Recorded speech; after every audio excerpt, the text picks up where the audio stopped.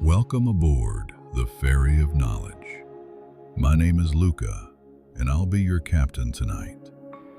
As we begin our journey, find a comfortable position, somewhere you can rest, and allow the day to slowly loosen its hold. In a moment, we'll set sail together, leaving behind noise, distraction, and the weight of the waking world.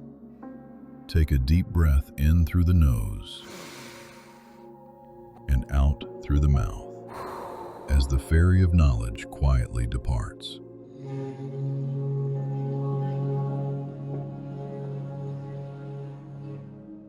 Tonight, we return to a place that exists at the edge of certainty, a garden placed deliberately beyond reach, a place built to protect something the world was never meant to hold freely.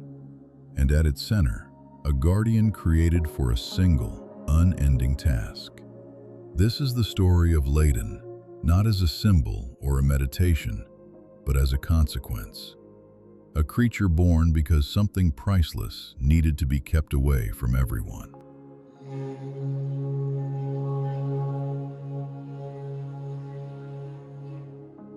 Long before heroes measured their lives by feats, before cities learned to build walls, the golden apples came into existence as a gift and a warning. They were given on the day Hera was wed, a wedding meant to stabilize the order of the world. The earth itself, embodied by Gaia, brought forth the apples as a symbol of permanence. Their skin shone like polished metal, untouched by rot or time. And within them rested a simple, dangerous promise: renewal without decay. Whoever possessed them would never truly fade. Hera accepted the gift and almost immediately understood its danger. Immortality, when left unguarded, invites theft. And theft of this kind reshapes the world. The apples could not remain near the seats of power, nor could they be destroyed. So Hera did what the gods often did when something was too powerful to solve cleanly. She hid it. At the far edge of the world, where land thinned into mystery and the sky felt closer to the ground, a garden was established. It was fertile beyond reason, fed by ancient soil and watered by springs untouched by time. To tend it, Hera placed the Hesperides, nymphs of evening and soft light, careful and enduring, but never meant to defend against force. For that, something else was required. Ladon came into being for a purpose that allowed no ambiguity. Born from ancient lineage, some say from Phorcys and Ceto, others from darker roots tied to the oldest monsters. Ladon was shaped not as a roaming terror, but as a fixed answer to a fixed problem. His body was long and coiling, scaled like burnished bronze and deep green stone. Along his length rose many heads, each alert, each watching from a different angle, ensuring that nothing approached unseen. Most importantly, Ladon did not sleep. He was placed at the center of the garden and bound to it. The task was absolute. No hand was to take the apples, not mortal, not divine. No exception was named because none was expected. For a long time, the system worked. The Hesperides sang as they tended the trees.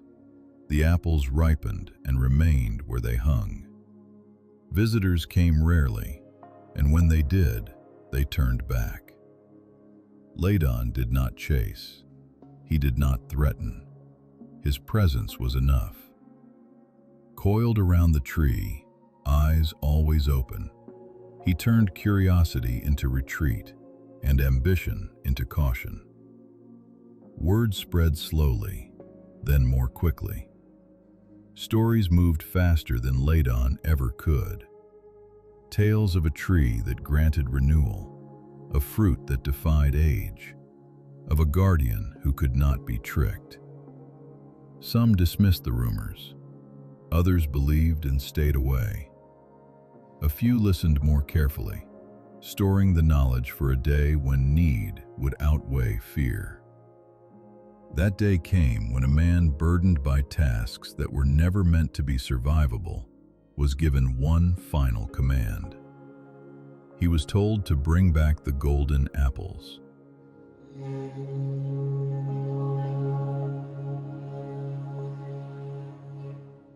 The command did not come with instructions, only expectation. The man who received it already understood what that meant. His name was Heracles, and by the time the golden apples were named, his life had been reduced to a sequence of ordeals designed to exhaust him. Each task he completed only proved that another, more difficult one could be demanded. Strength had made him useful. Survival had made him convenient. The apples were meant to be the last task. They were chosen precisely because they were unreachable. Heracles knew this. So did the one who ordered it, Eurystheus, a man who ruled from safety and measured success by distance from danger. Sending Heracles for the apples was not strategy. It was hope disguised as command.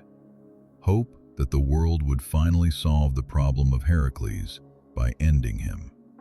But Heracles had learned something through his labors. Some challenges could not be met head-on. The journey itself took him far beyond familiar roads. He crossed lands that knew nothing of kings or laws, places where survival depended on reading the land rather than commanding it. Along the way, he asked questions, not carelessly, but with intent. He listened for consistency in the stories, for details that repeated even when the telling changed. Always, the same truths emerged. The garden lay at the edge of the world. The apples granted renewal beyond ordinary immortality. And a dragon stood watch, one that never slept. Heracles did not hurry toward that knowledge. He carried it, turning it over as he traveled, weighing what it implied.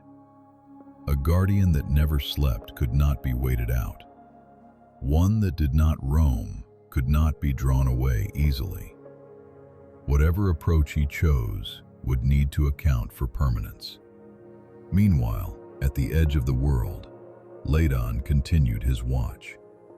He felt the approach long before Heracles came within sight of the garden. Not through sound or movement, but through imbalance. The world shifted subtly when something persistent drew near. Ladon had sensed it before. Lesser intrusions, fleeting ambitions. But this felt different. This presence did not flicker. It advanced steadily, day after day, shaped by necessity rather than curiosity. The Hesperides noticed it as well. They paused more often in their tending. Their songs softened, losing their rhythm.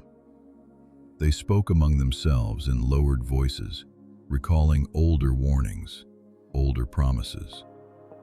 The garden had been untouched for generations, yet it had never been declared unreachable forever. That omission now weighed heavily. When Heracles finally reached the threshold, he stopped. The garden revealed itself gradually. Fertility gave way to order. Wild growth softened into intention. At the center, the tree stood exactly as the stories described, its apples unmoved by wind, glowing with a light that did not belong to the sun, and around it, Ladon. Heracles did not advance. He studied. The dragon's coils were positioned with precision, not laziness. Each head faced a different direction, covering approaches Heracles had not yet considered. There was no opening to exploit, no blind angle to test. This was not a creature waiting to be provoked. This was a system designed to hold. Heracles understood then why force alone would fail. Ladon had been created for this moment long before Heracles had been born. And for the first time since receiving the command, Heracles questioned whether the task was meant to be completed at all.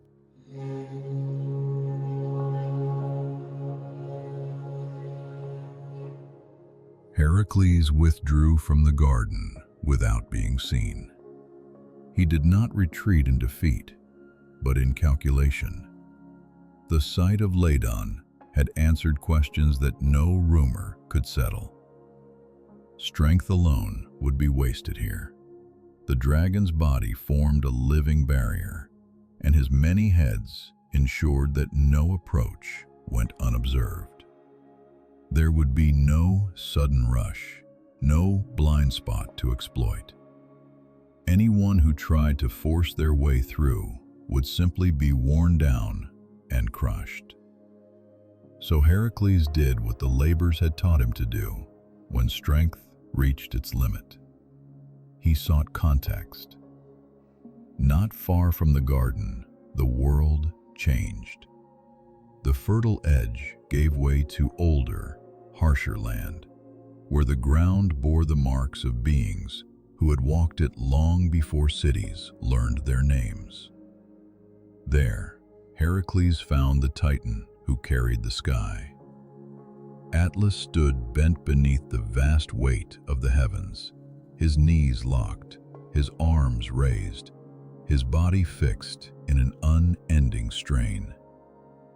The air around him felt heavier, as though the sky itself pressed closer to the earth. Heracles watched for a long moment before speaking, measuring the truth of what he saw. This was another guardian, different in form, different in task, yet bound by the same kind of sentence: hold this forever. Heracles approached openly. Atlas had no reason to fear him. No one attacked a being who already carried the world. "I seek the golden apples," Heracles said plainly. "You know the way." Atlas did not turn his head, yet his voice answered, low and rough from ages of endurance.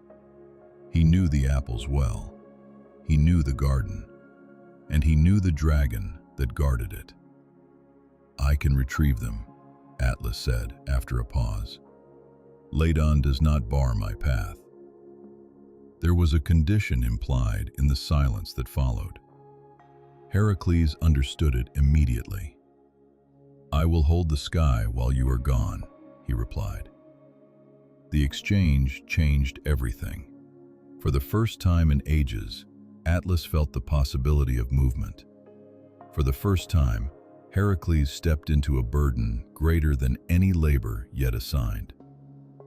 When Atlas carefully transferred the weight of the heavens onto Heracles' shoulders, the ground groaned beneath the shift. Muscles locked, breath slowed. The sky did not forgive mistakes. Atlas departed without ceremony. At the garden, Ladon sensed the change. The approach this time carried a different signature. It was not the steady resolve of Heracles, nor the hesitant curiosity of lesser beings. It was something older, heavier, and familiar. Ladon recognized Atlas immediately. He did not tighten his coils. He did not shift position. Atlas belonged to the order of things that existed before rules were written. Atlas entered the garden and moved toward the tree without resistance. The Hesperides watched in silence as he reached up and took the apples. Ladon remained coiled, eyes tracking every motion, yet no strike came. This was not theft. This was removal sanctioned by a deeper balance than the one Ladon enforced. When Atlas left, apples in hand, the garden felt altered, though nothing had yet changed. And far away, Heracles stood beneath the sky, learning what it meant to hold something that was never meant to be carried.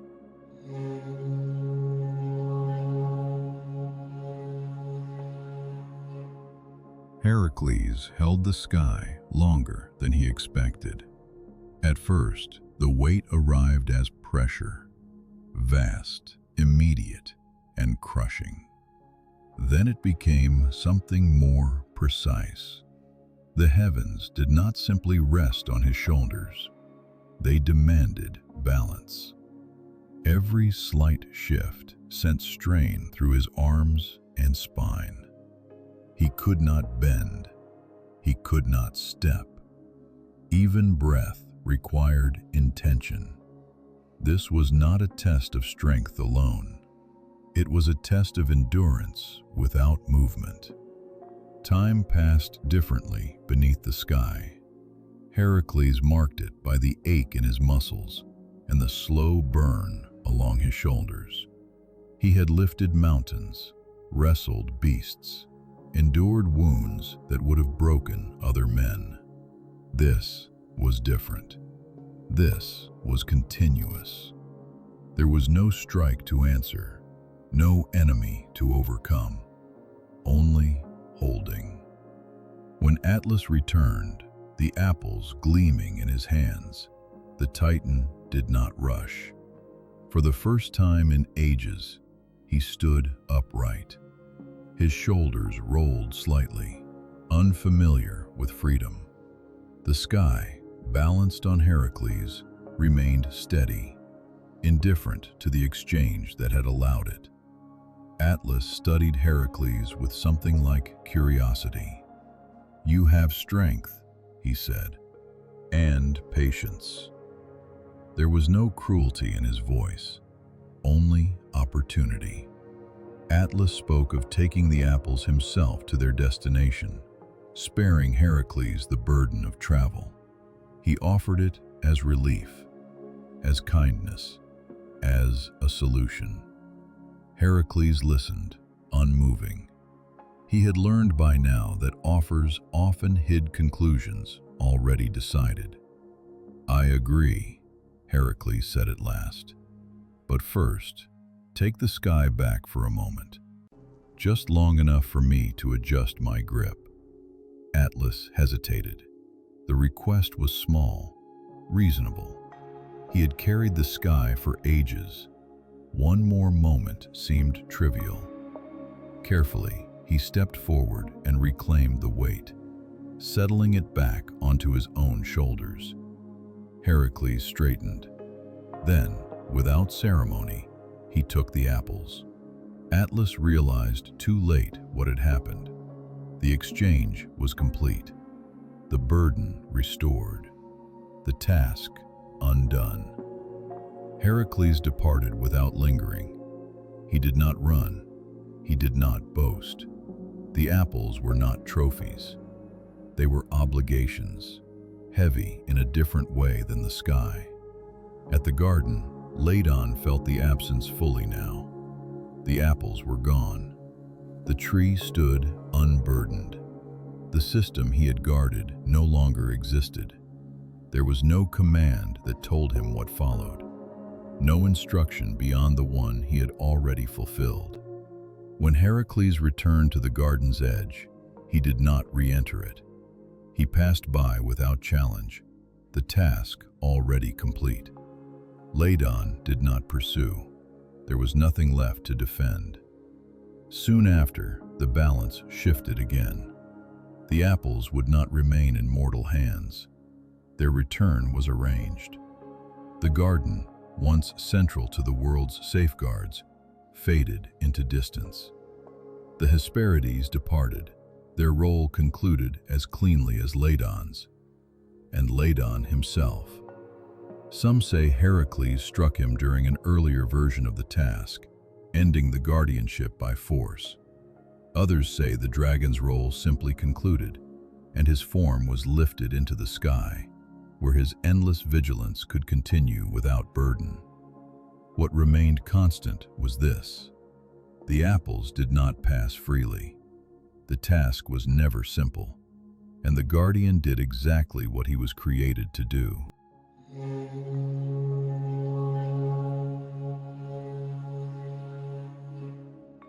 With the apples gone and the command fulfilled, the place that had once felt fixed at the edge of the world began to loosen its hold on importance.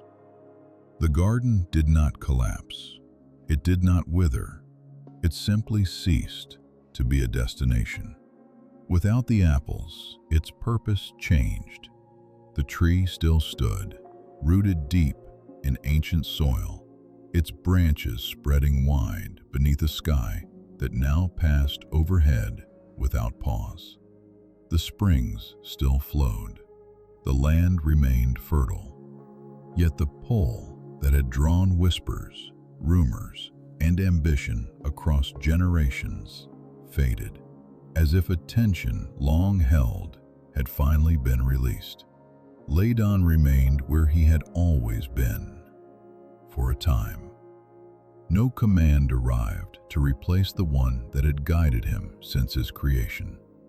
The condition he had been made to enforce no longer existed, and without it, the structure of his guardianship dissolved. He did not rage. He did not seek new purpose.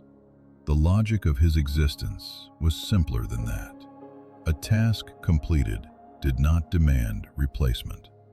In some tellings, this was the moment when Heracles faced Ladon directly, striking him down as the final obstruction before the apples could be taken. In others, the dragon was spared that ending, his vigilance deemed fulfilled rather than broken. These versions do not cancel one another. They circle the same truth from different angles. The world no longer required a dragon at the tree. What happened next unfolded quietly. Ladon's presence withdrew from the garden, not in retreat, but in conclusion. The force that had bound him to that place released its hold. Where his coils had pressed into the earth, deep impressions remained, marks that would outlast memory.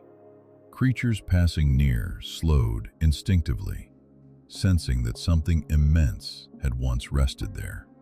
Above, the sky accepted him. His form was lifted into the night, stretched into a winding path of stars that traced the long shape of a guardian at rest. There, his many watching heads became points of steady light. Sailors learned the pattern. Shepherds followed it across the seasons. The dragon's shape did not threaten, it guided. Below, the story continued without him. Heracles returned the apples as required. They passed briefly through mortal hands and were then removed from reach once more. Power that unsettles the world was never meant to remain where it could be claimed. The cycle closed as it had opened, with concealment, not destruction. And so the outcome settled into place. The apples endured, guarded by distance rather than teeth. The hero completed a task designed to end him, and the dragon, created solely to prevent a single outcome, became something quieter and longer lasting than any obstacle. A marker. In the sky, Ladon no longer blocked a path. He marked one. A reminder of where limits had once been drawn, and why.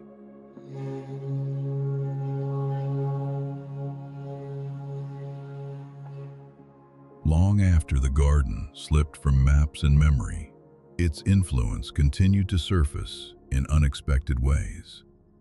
Travelers who ventured too far west spoke of land that felt deliberately empty, as though something important had once stood there and been carefully removed. Nothing barred their path, yet few lingered. The place carried a sense of conclusion, not danger, an ending rather than a warning. Stories adapted. Some told of a dragon slain by force, a final obstacle overcome by unmatched strength. Others spoke of a guardian who stepped aside when the balance of the world required it. Both versions endured because both explained something people needed to understand: that power alone never decides what is allowed to remain. Ladon's name faded from common speech, yet his role did not. The pattern he represented, containment rather than conquest, reappeared elsewhere. Sacred objects were hidden instead of displayed. Dangerous knowledge was sealed away rather than erased. Boundaries were drawn not to provoke challenge, but to prevent temptation. These decisions echoed the same logic that had once placed a dragon at the roots of a tree. The stars that bore Ladon's shape moved slowly across the seasons, reliable and unchanged. Mariners learned to trust them. They did not ask why the pattern existed, only that it did. When clouds parted and the winding line appeared overhead, it confirmed direction.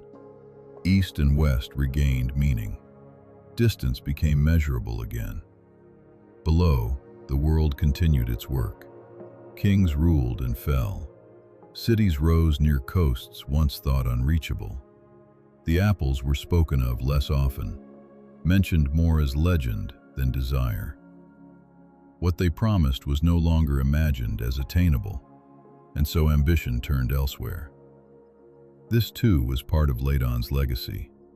The world does not only need heroes to take things, it needs guardians to ensure some things are never taken at all.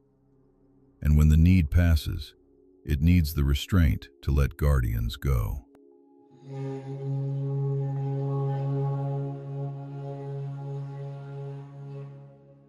The story of the garden settled into the deeper layers of memory, where meaning outlasts detail. What people remembered most clearly was not the apples themselves, nor even the hero who carried them away, but the idea that some powers demanded separation. The golden fruit had promised renewal, yet the world had been shaped carefully so that promise could never be pursued freely. That lesson endured long after the garden itself became unreachable. Ladon's role clarified with time. He was never meant to challenge the world forever. He existed to delay it, to place distance between desire and fulfillment long enough for balance to hold. In that sense, his success was measured by how little happened while he watched. Centuries passed without catastrophe because the temptation remained contained. This kind of victory left no monuments. There were no songs sung at festivals for Ladon. No cities bore his name. Yet his influence persisted in subtler ways. Rulers learned to hide what could destabilize their realms. Sacred objects were buried, sealed, or entrusted to places few could reach. Knowledge that could not be unlearned was wrapped in ritual and restraint. Again and again, the same pattern appeared. Guard first, reveal only when necessary, except that some doors should remain closed. Above, the stars carried on. The winding shape attributed to Ladon remained visible across generations, steady and unchanging. Unlike brighter constellations that announced themselves, his presence required patience to recognize. Those who traced it learned to slow their gaze, to follow continuity rather than spectacle. It was fitting. Ladon had never been loud. He had never pursued attention. His strength had always been consistency. Below, life moved on without needing him. The systems he had supported adjusted and endured. The world did not collapse in his absence. That, too, was part of his purpose. True guardianship does not create dependence. It creates stability strong enough to continue when the guardian is gone. And so Ladon's story concluded in the same manner it had been lived, quietly, completely, without excess.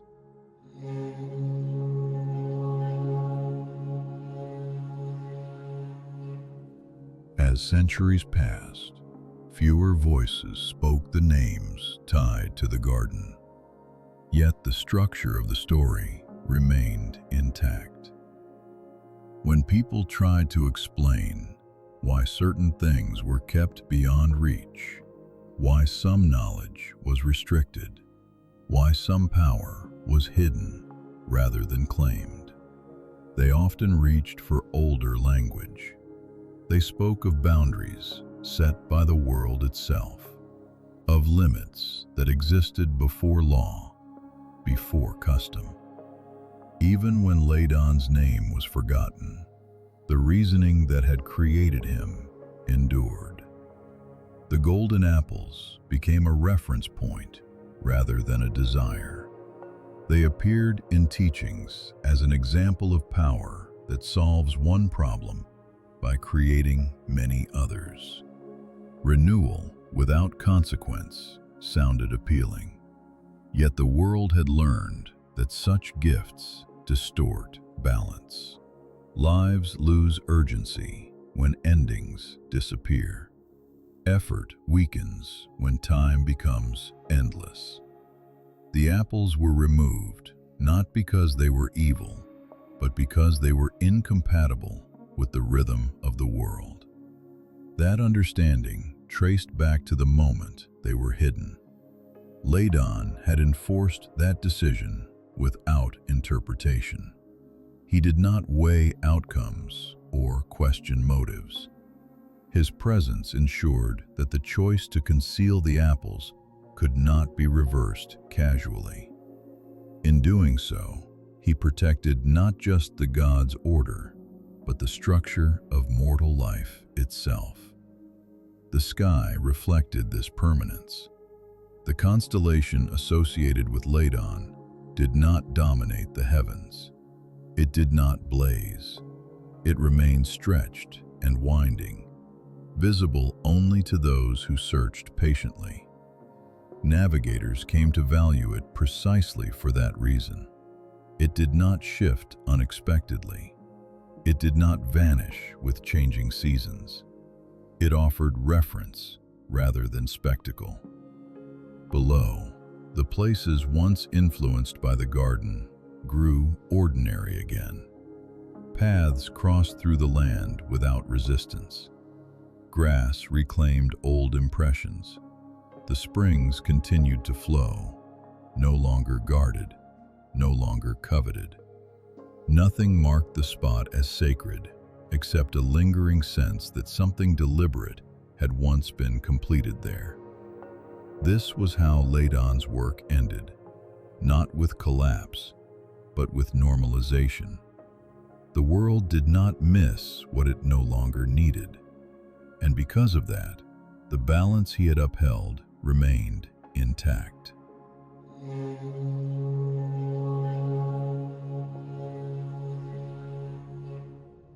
The story closed the way many necessary things do, by becoming unnecessary. Once the apples were no longer sought, once their promise no longer tempted, the garden's absence stopped being noticed. It was not erased, it simply ceased to matter. The world adjusted itself around that loss with quiet efficiency, as though it had always been meant to. Those who studied old accounts noticed something curious. The most disruptive moments in the story were never the dragon's presence, nor even the hero's success. The greatest tension existed before the garden was hidden. when the apples were still close enough to imagine possessing. Once distance was imposed, once a guardian made access impossible, desire weakened.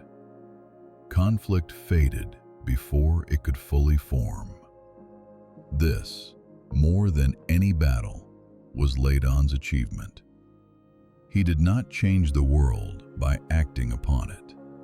He changed it by preventing action long enough for urgency to pass. By remaining where he was placed, doing exactly what was required and nothing more, he allowed time to resolve what force could not. In later ages, when people wondered why some things were locked away, why certain powers were buried rather than used, the explanation often ended the same way. Because access changes behavior. Because limits preserve balance. Because not everything meant to exist is meant to be reached. The dragon in the sky remained as proof, not of danger, but of decision. A reminder that restraint is sometimes the most effective form of strength, and that endurance can shape outcomes more reliably than force. Ladon's watch had ended, yet its effect continued, folded into the structure of the world itself.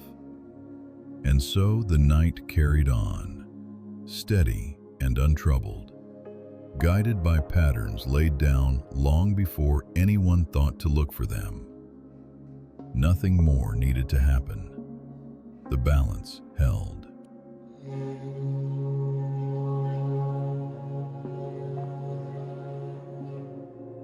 The consequences of the task unfolded slowly, but they unfolded completely. After Heracles returned the apples, they did not remain where he placed them. They were never intended to. Their brief passage through mortal hands fulfilled the condition of the labor, nothing more. Soon after, the apples were taken once again beyond reach, removed from the world in a way that did not require a new guardian, a new garden, or a new warning. Distance itself became the safeguard.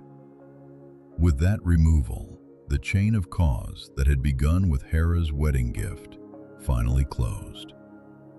The apples no longer invited pursuit. No rumors spread. No heroes set out in search of them.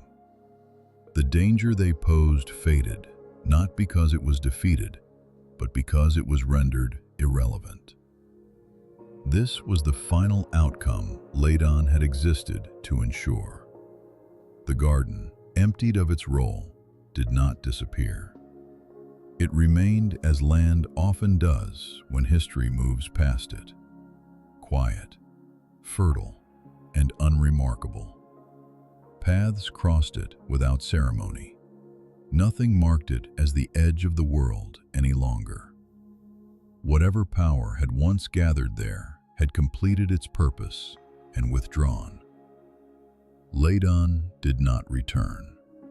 Whether he fell earlier by force, or whether his watch simply ended when the apples were removed, his presence was no longer required. The world did not replace him. No second guardian was created. No new command followed. The absence itself confirmed success. Above, the stars preserved the shape of what had been. The long, winding constellation associated with Ladon remained fixed in the night sky, unchanged across seasons. It did not announce danger. It did not promise reward. It simply endured, marking a decision that had already been made and would not be revisited. Below, life continued without awareness of what had been prevented. Mortals aged, cities rose and fell, power shifted hands, as it always had. And because the apples were gone, none of it was distorted by the promise of endless renewal. Effort retained its value. Time retained its weight. Endings still mattered. That balance was the result of restraint, not conquest. Ladon had been created to ensure that something would not happen, and in that, he succeeded fully. When his task ended, the world required nothing further from him. His role concluded without collapse, without celebration, without need for memory. That is how true guardianship ends. Not with recognition, not with reward, but with a world that no longer needs to be guarded.